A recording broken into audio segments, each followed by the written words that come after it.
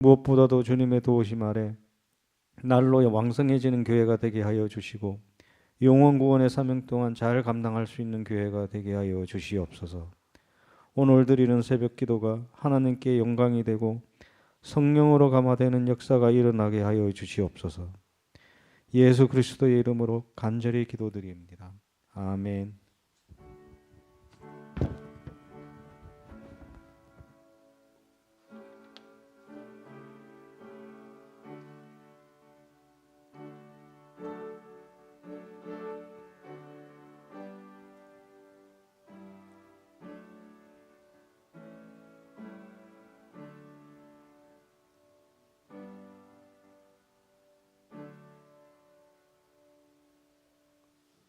말씀 같이 보십니다. 누가복음입니다. 누가복음 4장 1절에서 4절 말씀을 함께 보시겠습니다. 누가복음 4장 1절에서 4절 말씀입니다. 누가복음 4장 1절 말씀. 예수께서 성령의 충만함을 입어 요단강에서 돌아오사 광야에서 40일 동안 성령에게 이끌리시며 마귀에게 시험을 받으시더라. 이 모든 날에 아무것도 잡수시지 아니하시니 날수가 다함에 줄이신지라. 마귀가 이르되 네가 만일 하나님의 아들이거든 이 돌들에게 명하여 떡이 되게 하라. 예수께서 대답하시되 기록된 바 사람이 떡으로만 살 것이 아니라 하였느니라. 아멘. 김명아 집사님 감사한금 올리셨습니다. 방인주 목사 감사한금입니다. 기도하시겠습니다. 전능하신 주님께 찬양과 경배와 영광을 올려드립니다. 우리의 모든 허물거제를 용서하여 주시고 십자가 사랑 감사하며 나가게 도와주시옵소서. 주 앞에 귀한 예물 드렸나이다. 드려진 예물 가운데 담겨있는 간절한 기도가 있나이다. 특별히 김명아 집사님 가정과 가문의 복을 더하여 주시고 성민이, 민찬이 그리고 이승희 집사 주께서 더욱 살펴주시고 아버지 천국문에 이르기까지 주님과 동행하는 귀한 가정 가문 되어지게 축복하여 주시옵소서. 예수님의 이름으로 기도드리옵나이다. 아멘. 함께 인사 나누시겠습니다. 악마의 시험을 이깁시다. 악마의 시험을 이기시는 저와 여러분 모두 되시기를 예수 그리스도의 이름으로 축원드립니다. 오늘 말씀은 누가복음 4장 1절에서 30절 말씀이긴 한데 그 가운데 1절에서 4절 말씀을 소개해 올리겠습니다. 오늘날 우리가 살아가는 이 대한민국의 현실을 그냥 딱 한마디로 표현하자면 내가 살기 위해서 누군가를 밟고 일어서야만 하는 그런 각자 도생의 사회라고 할 수가 있습니다. 그러니까 우리가 존재한다는 것, 이렇게 살아간다는 것은 그것은 곧 경쟁을 의미하는 뜻이고 그래서 나의 자아를 확장하기 위해 남을 밀어내야 한다는 것, 이것이 바로 각자 도생의 본질이고 그것이 또한 지옥의 본질이기도 합니다. 악마는 지금 이 순간에도 우리의 삶의 자리로 찾아와서 이런 지옥의 원리를 받아들이라고 아주 치열하게 유혹하고 있습니다. 아니 어쩌면 이미 받아들였는지도 모르겠습니다. 악마는 예수님마저도 유혹을 합니다. 오늘 우리가 읽은 본문 누가복음 4장 2절에 악마에게 시험을 받으셨다고 했는데 여기서 시험이라고 번역된 이 헬라어 페이라조라는 이 말은 본질적으로 두 가지 의미를 동시에 지니고 있습니다. 하나는 악마의 편에서 볼 때 이 단어는 우리를 죄에 빠뜨려 파멸시키려는 그런 악의적인 유혹입니다. 또한 하나님 편에서 볼 때 이 단어는 우리의 인격과 믿음을 순금처럼 빚어내시려는 연단입니다. 그렇게 요단강에서 세례를 받으신 예수님을 척박한 광야로 이끄신 분이 누구십니까? 바로 성령 하나님이십니다. 성령에 이끌려간 그 광야는 바로 첫 인류인 아담이 그 풍요로운 에덴 동산에서 실패하여 쫓겨난 곳입니다. 그 광야란 또한 이스라엘 백성이 40년 동안 철저하게 실패하여 출애굽 1세대가 다 죽고 말았던 바로 그 광야를 말합니다. 바로 그 영적 전쟁터에서 참 이스라엘이시며 둘째 아담이신 예수님이 거기에 가신 것입니다. 이스라엘이 실패한 자리에서 하나님의 말씀에 대한 예수님의 순종을 통해 승리하기 위해서 가신 거죠. 이 광야에서 악마는 과거 이스라엘을 무너뜨렸던 세 가지 무기로 예수님을 유혹합니다. 그 종류가 세 가지인데, 첫째는 공급, 두 번째는 권세, 세 번째는 보호라는 악마의 시험이 있습니다. 악마가 어떤 배경 속에서 우리를 유혹하는지, 그리고 예수님은 신명기의 말씀으로 이를 어떻게 이기셨는지, 나아가 우리가 어떻게 이 시험을 이기는 삶을 살 수 있는지를 우리가 3회에 걸쳐서 나누고자 합니다. 자, 첫 번째 시험은 공급에 대한 시험입니다. 광야에서 40일을 줄이신 예수님께 악마가 다가와 첫 번째 시험을 던집니다. 누가복음 4장 3절에 악마가 예수께 말하기를 네가 하나님의 아들이거든 이 돌더러 빵이 되라고 말해보라. 악마는 네가 하나님의 아들이거든 조건부로 시작합니다. 이 말은 악마가 예수님이 하나님의 아들임을 의심하는 말이 아닙니다. 오히려 조금도 의심하지 않았습니다. 여러분, 악마는 예수님이 하나님의 아들임을 조금도 의심하지 않았습니다. 그렇게 유혹을 하는 겁니다. 네가 하나님의 아들이 확실하니 그 지위에 걸맞는 특권을 당장 너를 위해 사용하라는 아주 교묘한 부추김이었습니다. 하나님 아버지의 공급을 기다릴 필요도 없이 하나님을 떠나서 철저하게 독립하여 너에게 주어진 힘과 능력으로 내 문제를 직접 해결하라는 그런 유혹이었습니다. 그 시험의 배경이 되는 출애굽 16장과 민수기 11장을 보면 이스라엘 백성은 광야에서 배고픔이라는 결핍을 이제 마주합니다.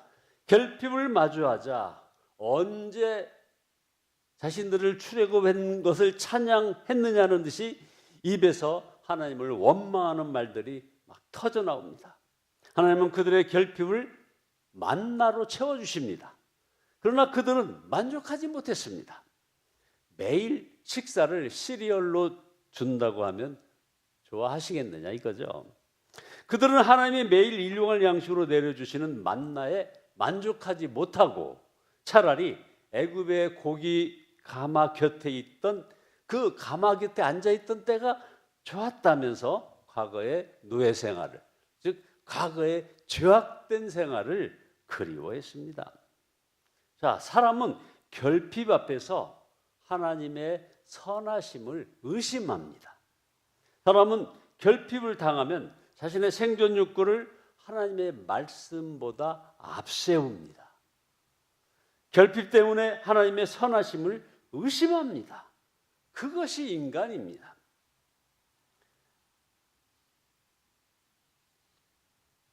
철저한 결핍 앞에 우리는 하나님의 선하심을 의심하는 이런 시험의 광야. 자, 이것이 우리 성도님들이 매일 눈물로 걸어가고 있는 우리 생존의 현실이기도 또한 합니다. 바로 이 처절한 고립과 굶주림의 한복판에 악마가 찾아옵니다. 그리고 우리의 시야를 아주 지독하게 좁혀버립니다. 이게 아주 악마의 교묘한 술책입니다.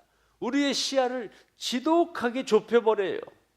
악마의 가장 무서운 유혹은 우리의 온 우주를 오직 빵 하나로 축소시켜버린다 이 말입니다. 네 하나님이 어디 있느냐? 비로소 자식들 어떤 일정한 교육비도 되지 못하고 또 뭐 아들이 병 들어가는데 네가 믿는 하나님이 대체 무엇을 해주고 있느냐?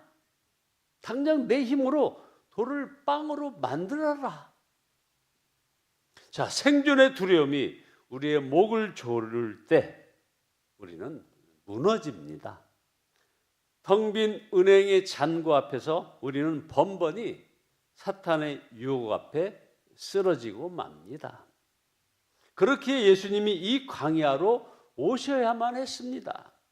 우리의 힘으로는 도저히 이 결핍의 공포를 이겨낼 수 없기에 참 이스라엘이신 예수님이 우리를 대신하여 이 광야에 서신 것입니다. 예수님은 무기력하게 무너지는 우리를 대신하여 악마를 향해서 사람은 빵만 먹고 사는 것이 아니다라고 선포하십니다.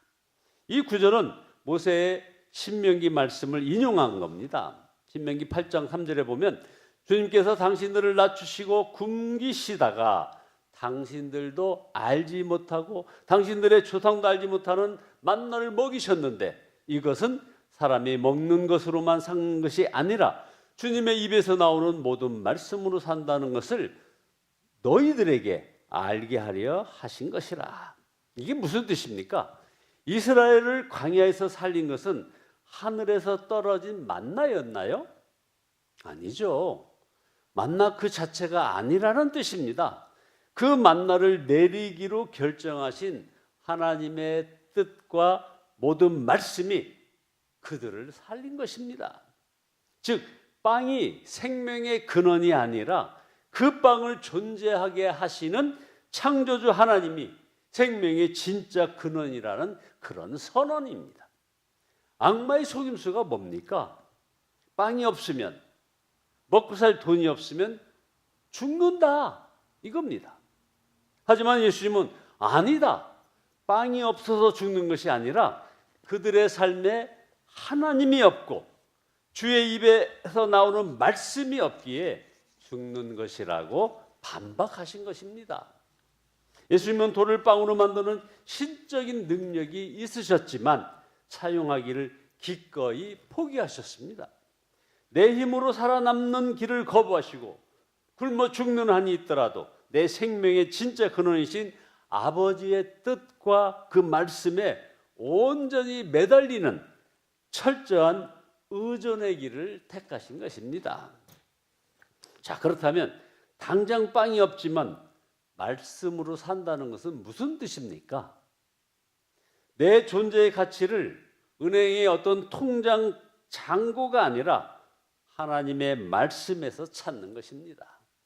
아침에 눈을 떠서 불안한 마음으로 은행 잔고를 확인하기 전에 너는 내 사랑하는 자녀라.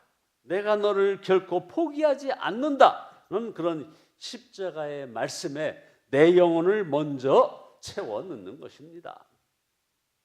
세상의 평가가 아니라 나를 핏값으로 사신 그 말씀만이 내 진짜 정체성임을 붙잡는 것입니다. 또한 당장 빵을 얻기 위해 하나님의 방식을 타협하는 것이 아닌 것이죠. 생계를 위해 주의를 포기하거나 정직을 버리고 편법을 쓰며 내 힘으로 돌을 빵으로 만들어 달라는 그런 유혹을 거절하는 겁니다. 비록 당장 손해를 보더라도 하나님의 공의라는 말씀의 방식대로 살겠다고 결단하는 그런 구체적인 행동인 겁니다.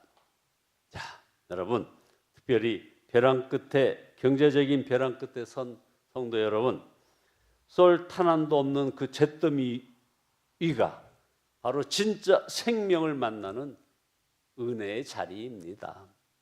악마는 빵이 없으면 끝이라고 속삭이지만 여러분, 십자가를 보십시오. 예수님은 빵을 포기하고 생명마저 내어주셨지만 아버지는 그분을 영원한 생명의 주로 일으키셨습니다. 저거 없어질 빵에 소망을 두지 마시기 바랍니다. 비록 당장 내 손에 빵이 없어도 나는 생명의 주관자이신 주님의 방식대로 살겠습니다 라는 이 철저한 의존의 고백이 악마가 주는 생존의 공포를 산산조각 내고 우리를 실제로 영생으로 인도하실 것입니다. 결론입니다. 오늘 우리 결단을 하시기 바랍니다. 나를 위한 기적을 구하던 그 이기적인 신앙, 세속의 권세를 얻으려던 얄팍한 우상 숭배가 있었다면 회개하시기 바랍니다. 그리고 요단강에서 들려온 그 음성, 십자가에서 흘리신 보혈로 증명된 아버지의 사랑으로 그리고 말씀으로 여러분의 공허한 마음을 채워달라고, 성령으로 충만케 해달라고 간구하시기 바랍니다. 그래야 이제는 지옥의 철학을 따라 살던 삶을 멈추고 성령의 권능에 의지하여 가난한 자와 포로된 자에게 은혜의 해를 선포하고 참된 자유를 나누는 그런 복된 삶, 주님 걸어가신 십자가의 좁은 길을 따라 악마의 시험을 이기고 승리하는 삶을 살아가시기를 주님의 이름으로 간절히 축원드립니다. 기도하시겠습니다. 지금 당장 내 손에 빵이 없어도 나는 생명의 주관자이신 주님의 방식대로 살겠습니다라는 철저한 고백을 하게 하시는 주님을 찬양합니다. 그러나 회개합니다. 저희들은 여전히 아버지 하나님이여 이기적인 방식으로 당장의 손해를 볼 때에 하나님의 공의라는 말씀의 방식대로 살겠다는 결단을 멀리하고 또한 역시 내 힘으로 돌을 빵으로 만들려는 유혹에 한없이 패배했던 저희들의 연약함을 고백합니다. 주님 용서하여 주시옵소서. 그래서 진정 십자가 사랑 감사하며 천국 문에 이르기까지 주님과 동행하겠다는 아름다운 고백이 날마다의 삶에서 나오게 축복하여 주시옵소서. 예수님의 이름으로 기도드리옵나이다. 아멘.